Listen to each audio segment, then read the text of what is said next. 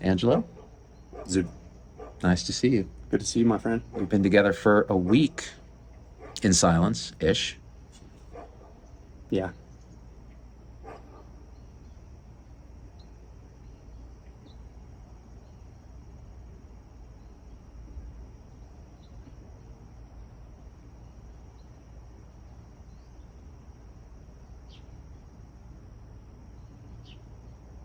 It's easy to stay in silence.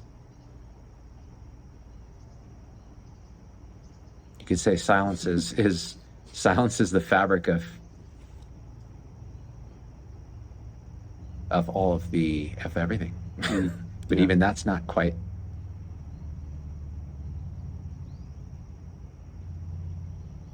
I mean, you come to a point where you realize if you say one word, to say anything is potentially distorting of the way the mind's going to grab a hold of it. There's nothing intrinsically erroneous about reality, what's right in front of your face. It's perfect just like it is. But the moment we start reflecting on it, talking about it, which is like the downstream effect of internal reflection, external communication, and trying to hand my internal reflection of reality to you so that you can process it. This is the theory of mind that we start doing when we're 4 years old, and we get really good at, where we're constantly constructing an internal reality and then interfacing with other people through the language of that internal reality, and we're going into complicity and making up a very complex, in an ongoing way, we're making up and continuing to reify and re-solidify a very complex way of experiencing our internal world, our internal reality, and we actually believe it's the external reality, it's the external world. We convince ourselves that's what we're talking about, but we're not. This is why the silence of retreat is so. All of that perceptual filtration and reflection of thought that creates kind of the standing wave between people too. Like you said, it's a complicity. It starts to calm down, and you start to see the underlying. You start to see without as much of that reflection, the water's kind of calm. Yeah. And sometimes when you see without that for a moment, it's just kind of an aha. Like, oh, this is what presence is.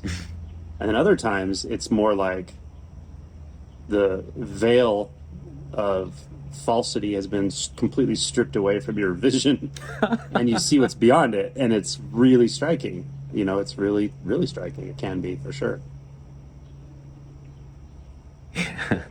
Yeah, striking is a word you can use, but And some people can hear this and think, oh, that's like a hallucination or a psychedelic experience. It's literally the opposite. You realize you've been you've been hallucinating a certain kind of distorted reality for years, and seeing the world through a very distorted lens, actually. And all of a sudden, that lens, it just drops, and you see what's actually there.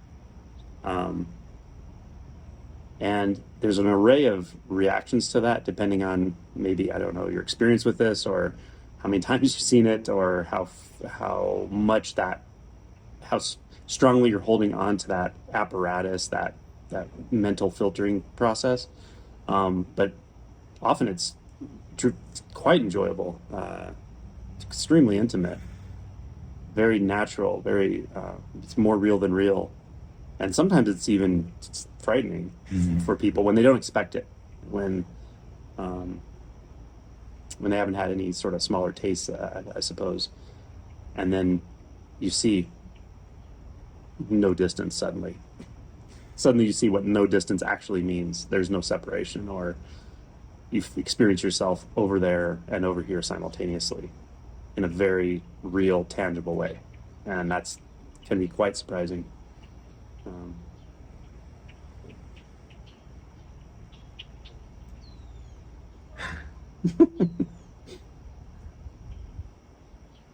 Or not.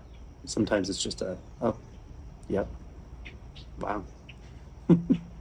I think a lot of it, as far as how people react to this outwardly, how they talk about it to others, a lot of it is about your personality. Some people are very demonstrative with their everything, their internal world, like they talk about it constantly, and then their experiences and so forth. Other people don't see a huge value maybe in doing that. And so they're more likely to understate something that's actually pretty remarkable. Quite remarkable shift in perception. Right? It's a shift that you could write books and books and books on, and it would actually do violence to the experience, because the experience is beyond that conceptualization.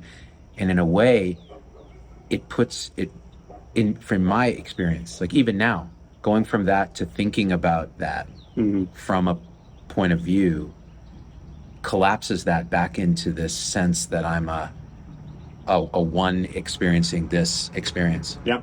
Then it becomes like, in retrospect, a psychedelic experience, because it was like, I took this drug and I had this experience and Yeah.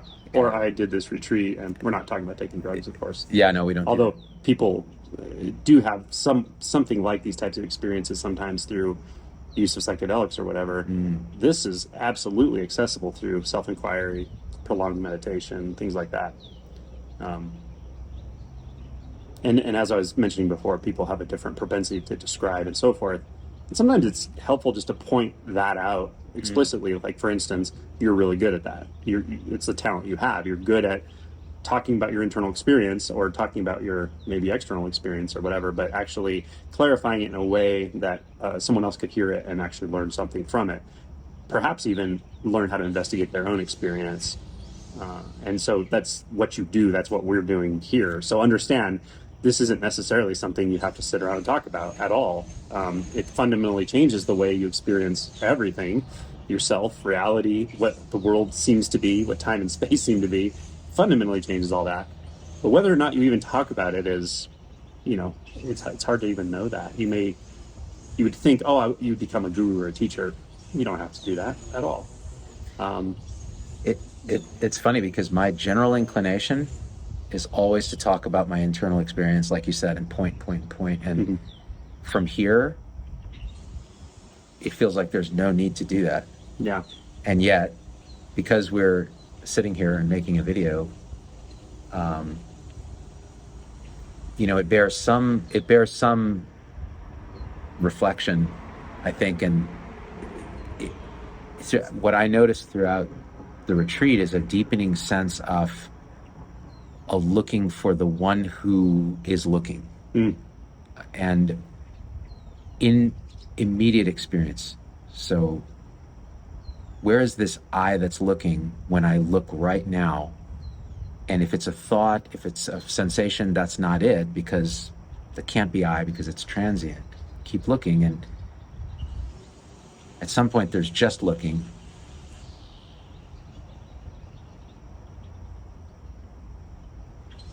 And then at some point there's just this.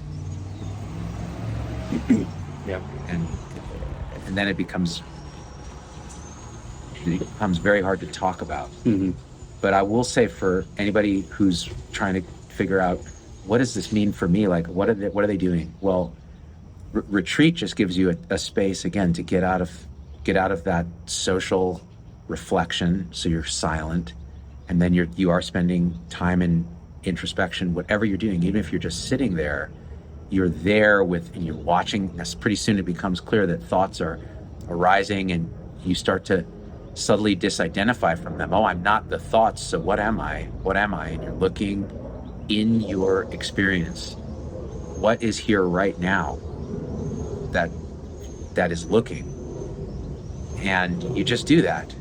And you have to have some, if you're watching this far in the video, you have some inkling that there's something there, some deep intuition that if you do this, you can't think about it, you can't have a belief about it. You can, but you have to let it go as a belief.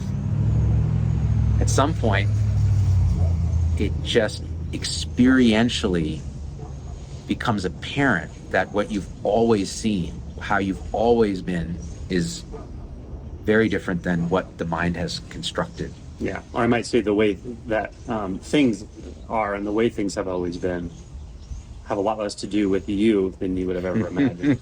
Then you can't. If you're imagining, it's already about you. But it's that there's nothing that even refers to. The self thoughts, the thought about self can still occur even after deep realization, after the realization of no self. There can still be a thought that says I blah blah blah.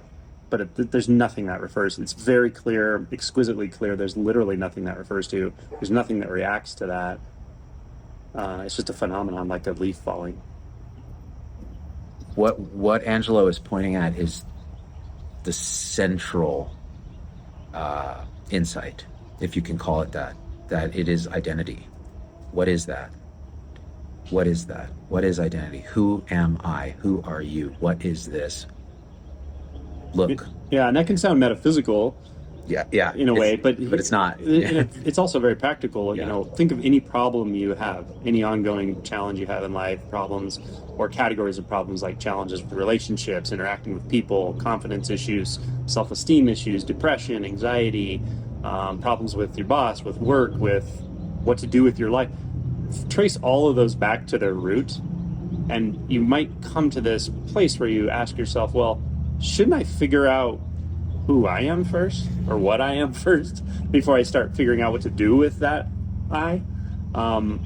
And this can sound a bit like an absurd question if you haven't really looked for it. But when you start looking and you go, well, wait a minute though. I'm sure I know who I am, and I would say, okay, well, what are you? Who are you? Well, I'm so and so, and and I came from this place, and I was born on this year, and I have had these experiences, and then I'd say, well, that's fine, but those are thoughts. Those are thoughts arising in the mind right now. You could have a thought that says I'm the Queen of England, or I'm a 747. You wouldn't believe that thought. Why do you believe the one that says I'm so and so and I'm from this place?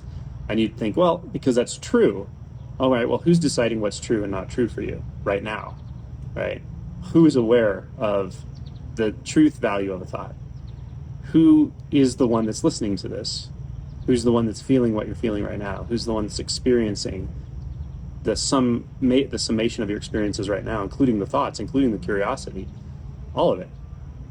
Those thoughts can come and go about who you think you are, but do you disappear? If you're not thinking about the history of yourself, where are you? Who are you? What are you? Look right there, right? That's what we're talking about. We're talking about look right into the center, if there seems to be a center. Look, follow the breadcrumbs back and just keep doing it. And don't be too surprised when you don't find anything right away, like something solid. Not like you don't find the everything bagel in the middle of your experience or something. Go, oh, there I am. Like, you're not going to find that in a thought, right? And you can figure this out pretty quickly. And yet, boy, I sure feel like something. Shouldn't I be able to find? Right? That's the kind of curiosity we're talking about. I am. What is that? What is that? Yeah. What is it? It feels like something, yeah. Yeah. And so then when you start actually exploring it actively, and you have some interest in it, then you often start noticing like perceptual changes in like lots of changes, or that's significant fundamental shifts in, even if they're momentary, in how you are perceiving. And then one of two things usually happens: either it freaks you out, and that's not uncommon, and then you say, this is the weirdest thing I've ever heard, I don't want to look into any of this, and you put it down, and then a year later you're in a different mind space, or something painful or tragic happens in your life, and then you pick up the Power of Now and you're like, okay, let me look back into that. Right? Or that's one thing that often happens. Another thing that can happen is you're like really fascinated. Shit, the one place I never really looked, and the more I look there, the more things start changing, feeling very different. And not necessarily changing, again, like in some altered way. It almost feels like you're getting back to a less altered state, a more real state, a more primary experience, and with that primariness of experience, it tends to feel more paradoxically expanded and also intimate. Closer than close. He's not making this up, you guys. Yeah. Like, he's really not. It's a sense that, yeah, it's a sense, like he's saying, that when your mind, and it will, comes back and kind of recalcifies in its usual format, the reality you thought was reality feels less real than the way you were perceiving from that, I don't know, you call it a view. It's like a pure knowing, pure knowing. knowingness. That's good. Knowing, it's beingness, knowingness, isness. All these words are kind of pointing that they're not quite. But for me, anyways, it starts with who's looking. Where is this sense of I am? Because if anytime you're looking through a perceived identity source, there's an inherent overlay or distortion that can relax when that you look for that perceived identity source and it's not what you thought. And I wanted to mention, depending on your experience with watching videos like this, if you've seen us speak like this before, then you probably are already interested in it. But if you're not, and you're wondering, what in the heck are these guys talking about? Like, this sounds like literal mumbo jumbo. Damn hippies. Damn hippies. Yeah, don't worry about it. This isn't something you need to get with your mind. It's a feel thing. It's a feel thing. That's why we're using these words in a sort of nebulous way sometimes. But but I might ask you to, if you are interested but you just don't understand, it's like, what the heck is this topic? Just consider in your own life, do I ever feel like there's like a barrier between me and life? Do I ever feel like there was an intimacy that I've experienced in life, maybe a deep emotional connection, or a connection with innocence or my childhood or something that seemed like was very real at one point, and I can't get that back. I don't know where it is anymore. I feel like a gerbil in a wheel chasing I don't even know what to get back to some kind of innocence or some kind of place where I actually felt completely okay with myself or okay with life, and not even having to self-reflect on it, but just felt okay, good, present. If you have those kinds of experiences where something doesn't feel right in the way I've learned to live or learned to think about myself, that's also the entry point for this, and was my entry point. My entry point was I was suffering. It's like something doesn't feel right, and the more I think about it, the worse it feels. The more I try to solve it with my own thoughts, and it's kind of like I know I'm my own problem, but also at the most fundamental level, I didn't sense like there was something absolutely wrong with me or the universe. It was just there was something about the processing or something about the interpretation or the way I was interfacing. It felt like there was like a barrier literally between me and I don't know what. So that's how I perceived it initially. It wasn't with spiritual terminology or any of that. But the good news is if you perceive life that way and yourself that way and you suffer in the way I just mentioned, there's great news. And the answer is that you can actually look directly into it. And the really good news is you don't need anyone else to do it. You don't need a spiritual teacher. You don't need to go on any particular type of retreat. You don't need to pay anyone any money. You don't need to read the right book. You don't need to do the right kind of breathing. You just really need to get curious about your own identity, your own sense of self, your sense of what it feels like to be you. As simple as that is, it's stupid simple. As simple as that is, it's profoundly transformative when you do it with alertness, true curiosity, and some consistency. Yeah. You at some point, there's so many portals, paths that lead into it, and it's called by so many different things. I mean, the simplest thing is presence.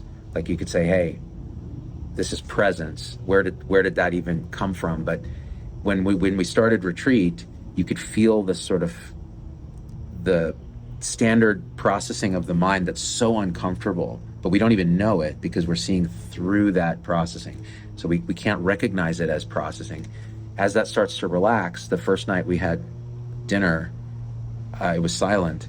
I took one bite of a ravioli, and it was like I'd never tasted food before. Every experience, because there was not an eye tasting it really in that sense. It was just the food, just the texture, just the warmth, And then an emotional reaction comes, which is just such a deep gratitude reaction, and that fills you with the pure energy of gratitude. And it sounds like some dude that's high on drugs, but you're stone cold sober, and you're just experiencing reality without the standard filters that lock us in a confirmation that makes it either, I don't know the word, it's almost a dulling or a sense that there is a person having an experience. Instead, it's just radiant experience. And it's such a liberating feeling that you feel like you're a child again, experiencing something brand new, or those memories of being in flow states where you're in nature or you're in love or something's happening where it's just, that's just there. It's just the nature of how things are. Yeah, that barrier description made me think of, a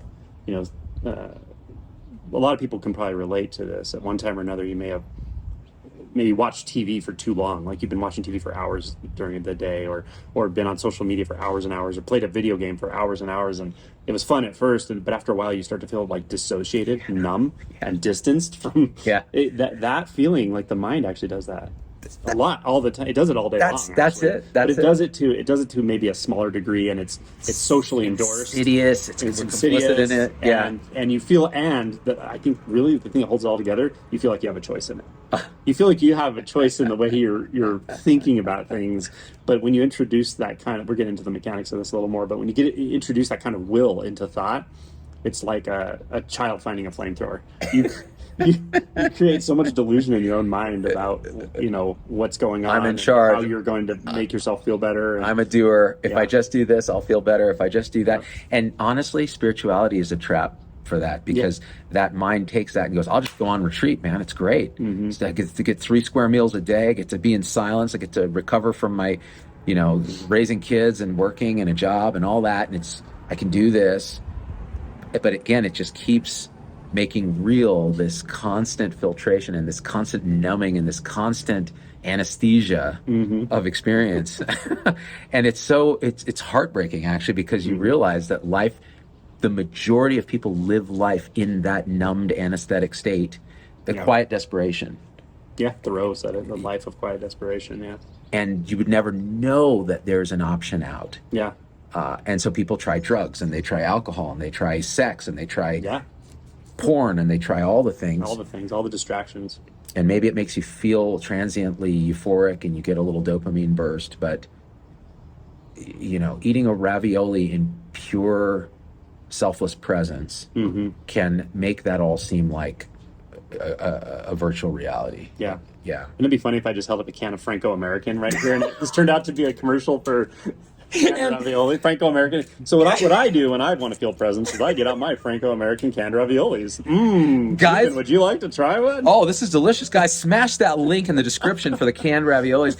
Amazon will drop ship one to your door and with a drone in the next 30 minutes. The new Amazon Prime Presence is for spiritualists around the world. You get the best products that generate the most bliss in the least time. Time is an illusion, of course. The self that's ordering is a lie. But beyond that, order it now. Man, we could make a lot of money. We could, totally. And then what would it matter? Yeah, spiritual raviolis. I guess we could buy more raviolis. Those raviolis were so... I can't describe how blissful it was eating that ravioli. I remember doing retreats at a Zen center years ago, and the food is okay, but it's reasonably, they're looking for a large group of people, and it's all vegetables and stuff, and it's like stewed vegetables. And it's pretty good, but it's reasonably plain or whatever. Like in breakfast, you get oatmeal or something. And it was so good. I was like, I don't remember tasting oatmeal so clearly. It's so weird. I'm tasting it now. But the amazing part of it isn't just like, go to retreat, you'll have these great experiences. It's like realizing how much just thinking, like the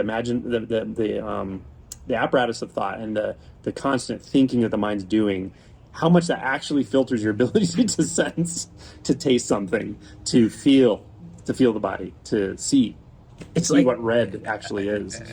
It's amazing. It's absurd that it can do that, but somehow thought does that. It's like someone threw a like a plastic wrap that's slightly opaque over everything, and then pulled it tight so that your eyes do something weird. That's what those filters kind of feel like when referenced from the place where there isn't that filter. Yeah. It really is. And the one thing I want to add to what Angelo's saying is we don't want to paint. So this retreat, especially for me, was at times so exquisitely uncomfortable, so horribly painful.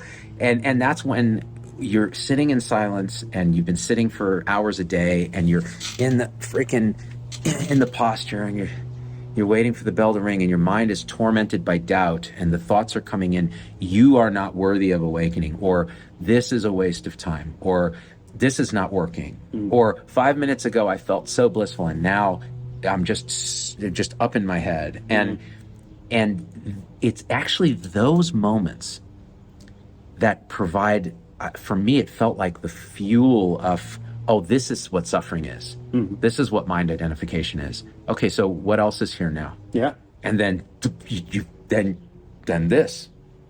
And it's such a hard, yet I wouldn't trade a moment of it for anything. But it is hard. Yeah. I mean, to rewind the tape and connect that, what you just said, to what I said right before, is that if anyone hearing this is doubting, like, or self-reflecting, going, I don't think thought makes me, that numb to my sensory experiences, etc. All I would say is, I wouldn't have realized, I didn't realize how pervasive and distorting the effect of thinking is, of thought is, until I put myself in a situation like that, like a retreat, where you really don't give the mind anything to do for a long, long time, and then all of a sudden it becomes a beast. Like you feel its wrath. You feel like it's wrath when it's not in control anymore, when it doesn't have something to distract itself with. Because you could say ego, not that there's this thing inside you called an ego that you need to dissect out and get rid of, but the ego experience,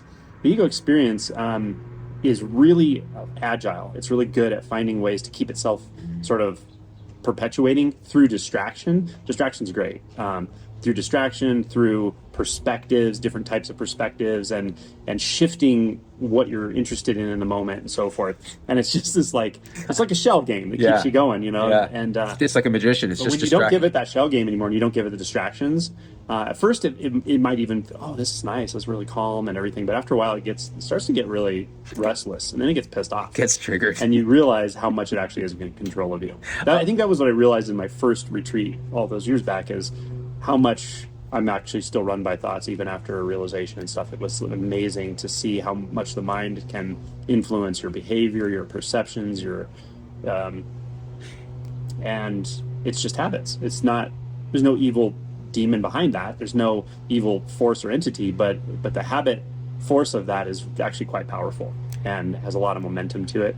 And as Zubin said, when you come up against it and you don't give it the space to keep dragging you down these mind roads and so forth by, say, doing either really good inquiry or prolonged practice, meditation, things like that in retreats, what happens is these breakthroughs do happen, because it isn't, as I mentioned before, it's a very paradoxical thing about the ego, because it's not an actual thing. So it doesn't actually have substance. It's not alive in you. It can't really defend itself. It can just get really loud in the form of thoughts for a short time. Or maybe it feels like a long time, but it will shut up. And when it shuts up, that's like the breakthrough. That's when you start seeing things as they actually are. It looks very different. It feels very different. You're perceiving very differently. And once you've experienced from that, it becomes apparent that that's what people are, all these people have been seeking. It feels very intuitively like, oh, this is, the kingdom of heaven, or this is, what pure presence feels like, or whatever. And then the mind comes back and it starts telling stories to you about, oh, you're the one who experienced that, and then lost it. And then doubt comes in, and a thought storm of, oh, and then the social dynamic starts to come in, because there's others there that hopefully are staying silent. And if someone's trying to whisper to you or something, then the social reflections come in, and they make real these, in your mind, these thoughts, and solid that, oh, I'm the one who's seeking and is failing and is doubting and is so on. And you see that. In the next silent round, you're back in the perception of that thought, and it relaxes, and then clarity again. And it's this kind of wave of coming and going that I think is part of the process, at least for me, experientially. Yeah, and that allows you to get behind the more fundamental or sort of meta thoughts, like thoughts that are more shaping your experience ongoing and sort of behind the scenes, than maybe a gross thought that's just obvious, like, oh, hey, I think I want to go get some raviolis or something, right? It's more like the thought that says, I'm the perceiver of this. I'm the one watching all this happen. I'm the experiencer of my life, right? And it sounds almost absurd to question a thought like that, but the more fundamental thoughts that you start to get behind, let's say, it's not you doing it, but they just start to fall. Those perspectives actually fall, and it can happen through inquiry if you really start boring down into them intentionally, or it can just happen by just almost waiting out the thought process, and it will calm down. And when it calms down, you could say it's like sediment that's been stirred up in water, murky water. Just give it some time, quit stirring the water, and the sediment will settle, and then you'll see clarity. And with that clarity, you realize, oh, even those thoughts of like, oh, I'm the one moving through time, moving through experience, perceiving things, collecting experiences, trying to grow, trying to be a better person, the one that has to manage all this and the burden of that, the one that lost its innocence, it's going to find it. All of that even quiets down. And then you really start to just feel the intimacy of aliveness. And then even more fundamental perceptual filters can drop out, which are things like, there are separate objects out there, and I'm in here. And when that drops out, it's indescribable, but it's profound. Again, like as I mentioned earlier, experience, it's almost like, to describe it would be impossible, but it would be like experiencing yourself in two places at once, or feeling such intimacy that I can't even distinguish now over there from over here. Over there-ness and over here-ness don't make any sense anymore in this experience. It's so real. It's so completely alive. Like you feel yourself spread out into that, and you feel that spread out into you, to the point where to say there's a that and a you completely stops making sense. And all that was a perceptual filter. It was just a very fundamental filter and a very continuous filter until you get through those more superficial layers of identity. And it becomes kind of radically apparent that anything that isn't just this now is a thought. Is a thought. And that's it. It's as simple as that. But it's not the thought this now. That's what the ego does to co-opt this stuff when you first hear it, right? You're like, oh, presence is about thinking about presence. No, that's not what we're talking about. We're talking about a fundamental and radical transformation in the way you experience reality, right? And it's a side effect. It will be a side effect. The mind will sit there and go, oh, I'm more present than I was yesterday. Yeah. It's like, let me think about how yesterday was. Oh, yeah, I'm definitely more present than I was then, as you're thinking about yesterday, right? Mine's really good at that. Does that constantly. The other thing, it's just the way the mind does. The other thing that I run into when faced with that kind of intimacy and some filters dropping and a clarity of kind of boundless experience, is there's a little thought that starts to appear that's trying to get my attention, that says, oh, this is what you're seeking. This is what you're looking at. And the thought then gets the attention, and then there's a seeker. It sort of creates this sense that there's an I again looking for this experience, and then I get excited, and then more thoughts come, and then I go, Angelo, you'll never believe how I just saw reality. And he's like, are you listening to yourself talking right now? Yeah, because it's like, who's that trying to do that to? You know, and you as long as you really are willing to try to look for that, then it's valuable inquiry, right? But the experience of what he's talking about, of like realizing, oh, this thought's grabbing my attention. Oh, wait a minute.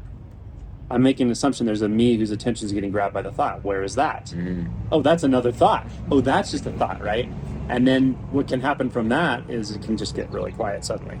And when it's quiet, the filtering apparatus can stop. And when the filtering apparatus stops, again, reality just presents itself as it is to itself, not to somebody. And that can happen experientially for a short time. It can happen for a longer time. And then it can be what I would call realized. It's realized not by someone, but the realization essentially means that the filtering just stops. A certain layer of filtering just completely stops. You can't experience duality anymore. You don't experience separation anymore. And it's not a big deal. It's just very obvious like how it always is, always was. It's Just this is. way for everyone. It's just that there's layers of processing kind of distracting you from seeing it. That's all the best way I could say it. And sometimes there is a fear response when things get quiet. For me, it's happened before, but in this retreat, inquiring, who am I before thoughts arise, or who am I in between thoughts, or who am I when I look right now? And it gets very quiet, and suddenly there's this automatic response of heart rate going, and the sense of constriction around the periphery, and just staying in that, and this overwhelming sense of I'm going to die. And then an emotional release, and then, yeah. Yeah. But once you're through that fear barrier, or the fear barrier subsides, let's say, I think for most people, there's a bit of a, oh, but how to say it. So it's like an order of magnitude in the shift in the way perception even operates. It's just very different. But again, I don't want to say it's like, mental fireworks or you're not like staring in the face of God or anything. These are metaphorical ways of talking about this. But it's simple. It's exquisitely simple. But you damn well know something is different. It's undeniable. And it's remarkable, and it's intimate and profound and spontaneous, but it really doesn't have any specific qualities. It's free of qualities in the sense it contains all qualities. But these pointers I'm using are just to tune you in a little bit if you're vibing with this. That it's spontaneous, it's intimate, meaning there's nothing that feels like it's at a distance anymore. Nothing at a distance, maybe I could say it that way.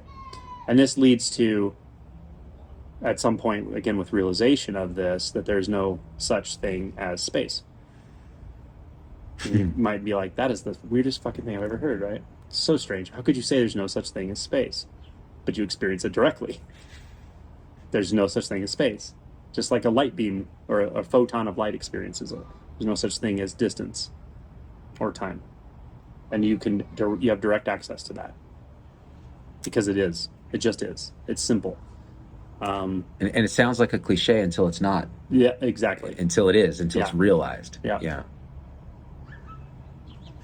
The sense of the sensation in these hands, the fence, the house over there, and the next galaxy away, there's no distance between any of that. It's that intimate.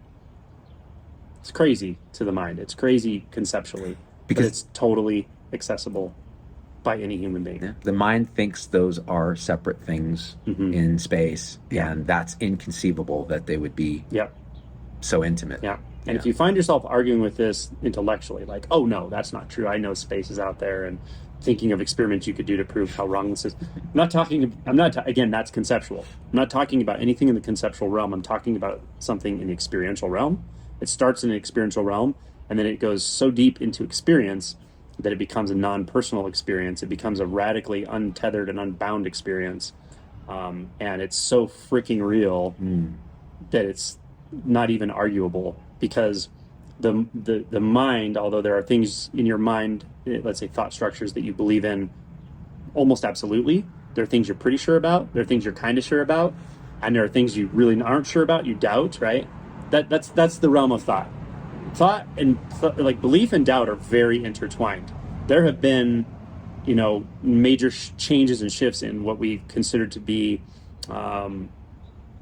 absolute truth about scientific things and discoveries in the past. It turned out to be completely wrong. Like in medicine, there's a good handful of things that you could talk about. Medical reversal. Beta blockers and things like that, right? So that's just an example. But when you start to look at like cosmology, you start to look at quantum field theory, the way our mind can even perceive things in a structure that's logical falls apart, you know, and an honest quantum field physicist would agree with this. Yeah.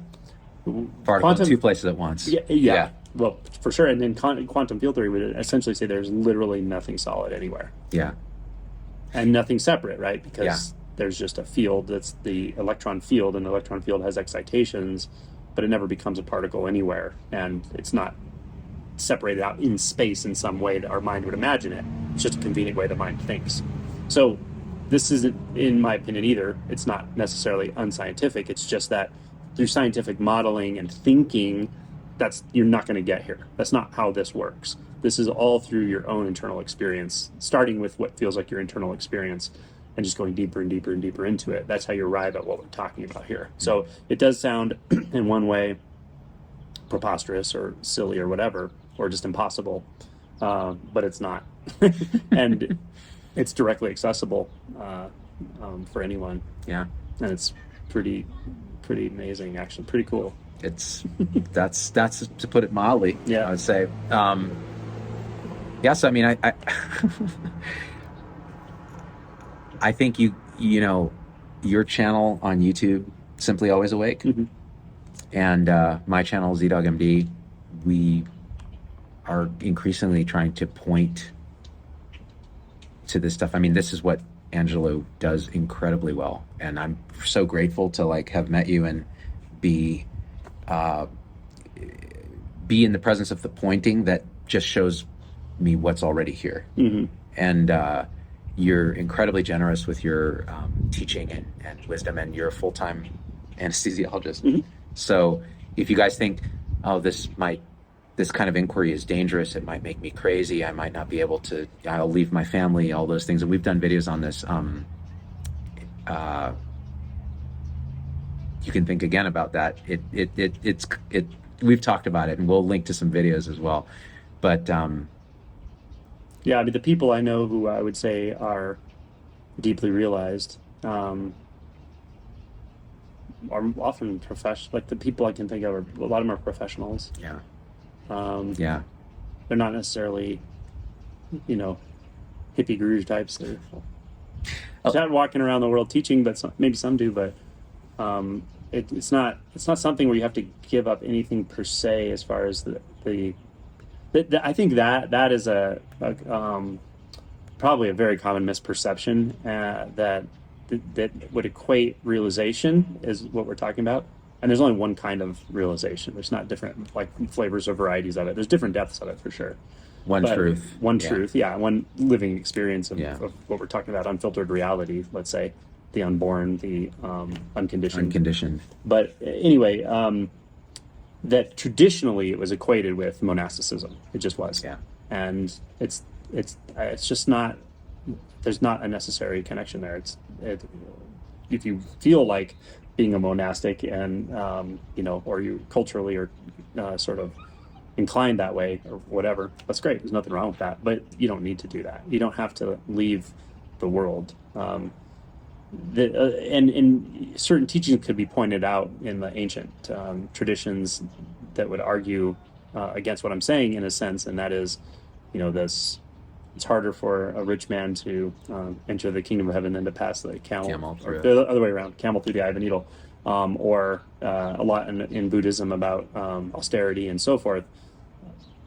To me, those are important points, but they're more metaphorical than practical, meaning you will come to the point where you directly investigate your attachment to what you think is out there.